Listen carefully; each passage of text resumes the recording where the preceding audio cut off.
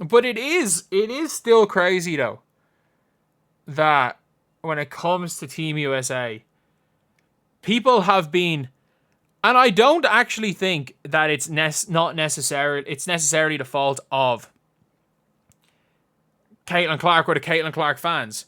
The person who I fully believe started all of the conversation about the politics in Team USA and that certain players will never make it.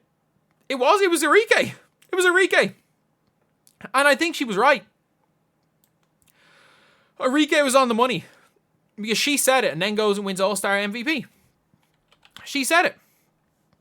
So you're looking at a lot of people that have their like theories about the Olympics now. And are like, politics is going to stop her being on the team, but politics is going to make Paige Beckers. She's going to be on the team. Look, I think in 2028, there is a guarantee that Paige Beckers is on the team. And I mean that. It is a guarantee. In my opinion, it is a guarantee that Caitlin Clark is on the team. I think there's a near 0% chance. But I understand where a lot of the like weird conspiracy theories about it are coming from. Like, I actually do understand it. Because they'll use any excuse to not bring Caitlin Clark. They'll use any excuse to not bring certain players. But then, at the same time, while they're using an excuse to keep other players off, they'll use any excuse in the world to keep other players on. So, I've seen a lot of like people theory crafting their 2028 teams. And they've got like, they're still talking about how, yeah, Paige is going to be one of the players. But they're also 100% going to bring Miss I Can't Run herself, Chelsea Gray again. And again, it's not on Chelsea Gray. She didn't pick herself for the team. I'm not going to blame Chelsea Gray. Chelsea Gray had to try to rush her rehab, come back too early to try not only save her Aces team, to also try to save Team USA because they didn't have a point guard. I'm not taking a knock on Chelsea Gray. I have so much respect for how good Chelsea Gray's been as a player and the fact that she's very clearly injured and has come back to play. This is not a personal knock on Chelsea Gray. This is a knock on the coaches and the selection committee that have picked an injured player who can't run. And if they've picked an injured player who can't run, you better believe Chelsea Gray is not losing her spot in the next Olympics. So you're looking at where the spots need to come from. Like, that's where you gotta look for where these spots are gonna come from on the team. And this is where I can kind of understand why people are like, okay, maybe Caitlin Clark won't make the team. I think, again, it is just fear. It is living in fear of her being politicked out of the team. She's not gonna not make the team. Caitlin Clark is going to be on the team. Let's just put an end to that right now. But if you're looking at the next team, players that have got to come in, Paige Beckers, Caitlin Clark, Angel Reese, have to come in. And then you're looking, Aaliyah Boston probably has to come in. And now it becomes up to the players. Because this is we will not cut you if you're in the club, what happens when Kelsey Plum's 33? Does Kelsey Plum have to willingly drop off? Because if it's the same selection committee, it's the same committee of... Like, the only player that got dropped is Ariel Atkins. And if you're saying, like, or from last Olympics that is still playing, I think. Tina Charles, maybe? But, like, the team was old in the last Olympics. And no one really got dropped from the team that was, like, of a proper age to play. So, like, if you look at the roster, you're looking at this picture right here. And it's Sue Bird, Taurasi. How Taurasi's still playing is beyond me. You got Jewel Lloyd still there. You got Skylar Diggins, who got dropped because Taurasi hates her guts. Sue Bird, Ariel Atkins got dropped. But again, Ariel Atkins was the young player at the last Olympics. The difference is that Ariel Atkins is no longer the... she's not in the club. She's not in Unrivaled. She's not in the club, so they cut her. You have Diana Taurasi and you got Sylvia Fowles. You got Sylvia Fowles and Sue Bird, who are borderline retired. You have Tina Charles, who's borderline retired. So it's like... You got a load of players to replace. Whereas ironically, this is a young Team USA team compared to how old it is. Age is going nowhere. Sabrina's going nowhere. Kelsey Plum's going nowhere. Fee Collier's going nowhere. Copper's going nowhere. Jackie Young's going nowhere. Stewie's going nowhere. So you have potentially got Griner, Chelsea Gray. You've got potentially 5 spots left. Jewel Lloyd is probably going to still be on that team. Chelsea Gray is probably still going to be on that team. If Brittany Griner is still playing, she's going to be on that team. So you are now looking potentially at 2 spots open for Aaliyah Boston, Paige Beckers, Caitlin Clark, Angel Reese, whoever comes through, Juju Watkins, whatever player, and at least 2 or 3, Kiki Riafin, Cameron Brink, all these players we have never heard of because of the politics the Team USA have had and the way they have put the team together. There's only a certain amount of spots available, which is the scary thing, which is, I think, why you're now seeing the fear. It's the reason why we saw how, and it's the reason why you're watching this Team USA team and you're seeing the fact that their bench are 100 times better than their starters, but yet they continue to start Diana Taurasi and an injured Chelsea Gray. Because politics means more than winning. And Team USA have shown politics means more than winning. So,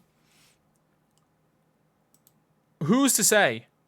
Who's to say that they're not going to do it in the next Olympics? And if you're a Team USA fan, I will say it, you don't need to lose. A lot of people are like, Team USA need to lose the Olympics to put a stop to all this. You don't need to lose. I think just the talk about the politics, I think the most important thing that happened was, I think it'll all be put a stop, is that more people are watching. And that also Taurasi and Chelsea Gray have been so poor at the Olympics. Again, not on Chelsea Gray. On Taurasi, because she probably forced her way onto the team. But not on Chelsea Gray. Like, she just wanted to play. I don't think anyone would turn down a chance at winning the gold medal. Like, it's not on her. But there's no way. Like, if you looked again at the World Cup, or not the World Cup, but the Olympic qualifiers. So, like, the Olympic qualifiers. And this is what I mean by saying that it was it is whoever is